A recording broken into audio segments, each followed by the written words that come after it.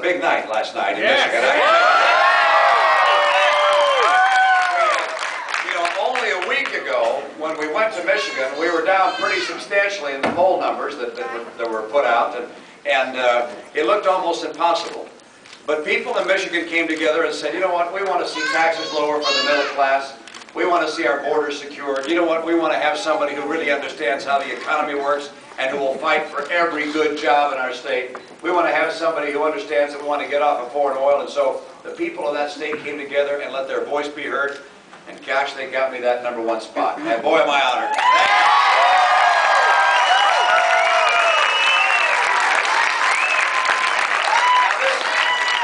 My 72nd or 73rd event with the public here in South Carolina so far this year. Wow. I have literally hundreds of events across the country, and as I go across the country, there seems to be a similar theme that I'm hearing place after place. And that is that they're being promised or have been promised action by the federal government on important issues, but that nothing seems to happen.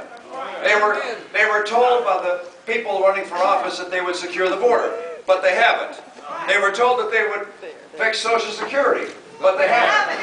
They were told that they'd lower the tax burden on the middle class, but they haven't. They're told they'd fix our schools and make them the best in the world, but they haven't. They were told that they'd help every citizen have private, market-based insurance, health insurance they could afford, but they haven't. They were told that they'd make sure that America always recognized that we would fight for every good job, that we would compete anywhere in the world, that we were the best in the world. But they didn't stand up for us. They haven't done that job. And so tonight I want to make sure that you come together with me and we make sure that Washington hears that the people of South Carolina and Michigan and California and all over this country, we're going to change things in Washington. It's time for us to take action.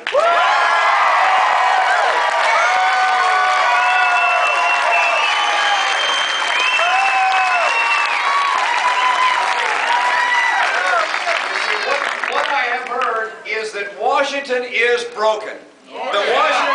Washington cannot get the job done. It's not Republican or Democrat. It's not the White House or Congress. It's instead the whole institution of Washington. It's from the lobbyists to the people who are hanging around that are pursuing special interests. Washington just doesn't get the job done. And the challenges we face are so extraordinary today. They're unlike anything we've known in the history of our country. We're facing an asymmetric foe from jihadists that want to cause the collapse of all moderate nations on the earth. We're facing an extraordinary challenge that comes from our overuse of oil. We use massively more oil than we should. We're spending $400 billion a year buying oil from other people. $400 billion a year. We're also spending too much money in Washington. We face a new challenge, economic challenge. Those of you who are coming out thinking about getting jobs, guess what? The tough competition is no longer just here inside the United States. It's all over the world and coming in particular from places like China and India, and it's going to become more and more intense. And so as we face these challenges, we need Washington to finally get off the dime and to finally deal with the challenges we have, and together we will fix Washington.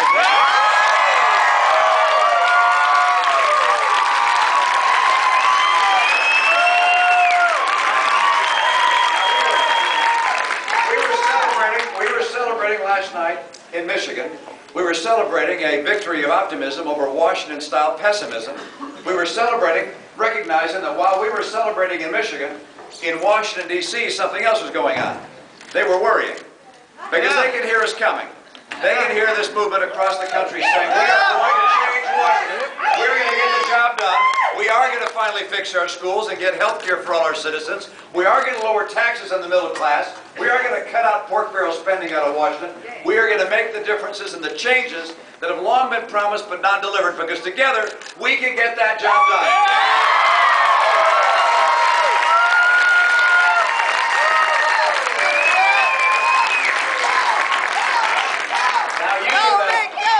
Listen to Barack Obama and Hillary Clinton and John Adams. I think at their core they're good people, and they say they want to bring change to America, and I believe they do want to bring change, just not the kind of change you want. They take their inspiration from the Washington, or the Europe rather, of old. Big brother, big taxes, big spending. That's the wrong way for America. They think the source of America's strength is government. Now, we have a great government, and that's not the source of our strength. The source of America's strength has always been the American people. It's the culture of our people. And you think about that, what it is that makes one nation outperform another. It's what the people believe in that nation. And what is it about America that's led us to have the strongest nation on earth? In God we trust. She's got one of the reasons. I believe one of the things that characterizes this people is that we do believe in God. We're a God-fearing people. And even those in this country that don't believe in God typically believe in something greater than themselves. And they sacrifice themselves for their family, for their community, for their ethnicity, for their nation. We believe in big things. Americans also believe in hard work. We're willing to work hard. We respect education and seek it. Americans are family-oriented. We get married and have kids and then give of ourselves to our kids and teach them the enduring values that the nation needs and that their lives need. We're also a nation of people who love opportunity.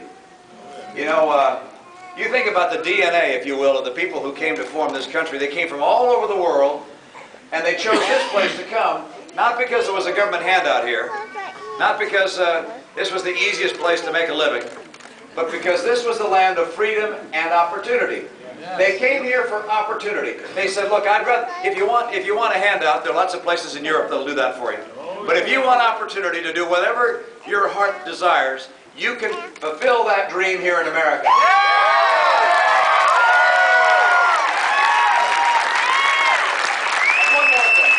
And one more thing I'll mention that characterizes the spirit and the value and the culture of America, and that is that Americans love their country. We are a patriotic people. You know that? If you've been to the Olympics, you see, and you just watch them on TV. I've been to all the Olympics on TV until finally the one I got a chance to run it. And you go to the Olympics and you see that when they have the athlete get their gold medal, they stand on the top podium, they raise their flag, and while they're raising their flag, they play the national anthem of their country.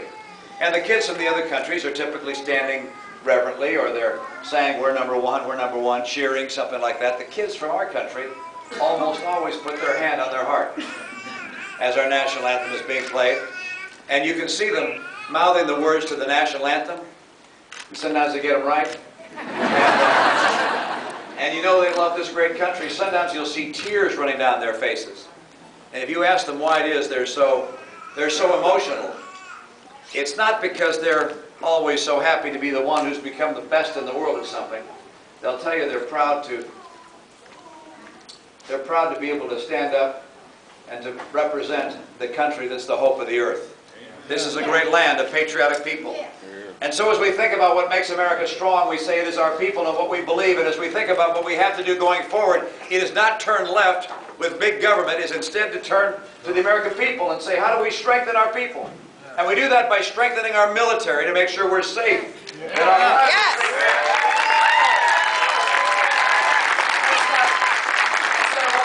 always an easy course to chart. I want to add at least 100,000 troops to our military. I want to buy them better equipment so they can be successful and safe on the battlefield. And I want to give our veterans better care when they come home.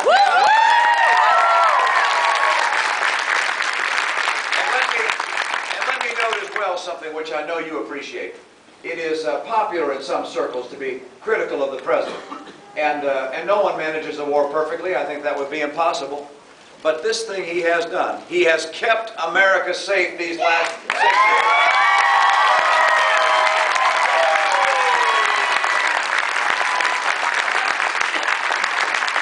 I want to strengthen our military. I want to strengthen our families. I believe there are a lot of ways of doing that, but let me just mention a couple. I believe in getting everybody in this country health insurance. Now, I know there's some who say, wait a second, isn't that a Democratic issue?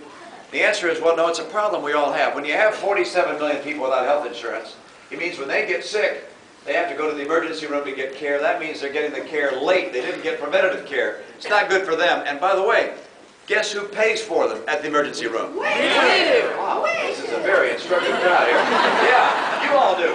All right, and I do. Those of us who are paying taxes or who are buying insurance are paying for those that don't have it. So it's not good for them, it's not good for you. And that's why I think it's so critically important for us to put in place a program like we put in place in our state that gets everybody private, market-based insurance that's affordable. They own it. They can take it with them throughout their life. I want to get everybody insured, but I'm not going to do it with socialized medicine or Hillary care.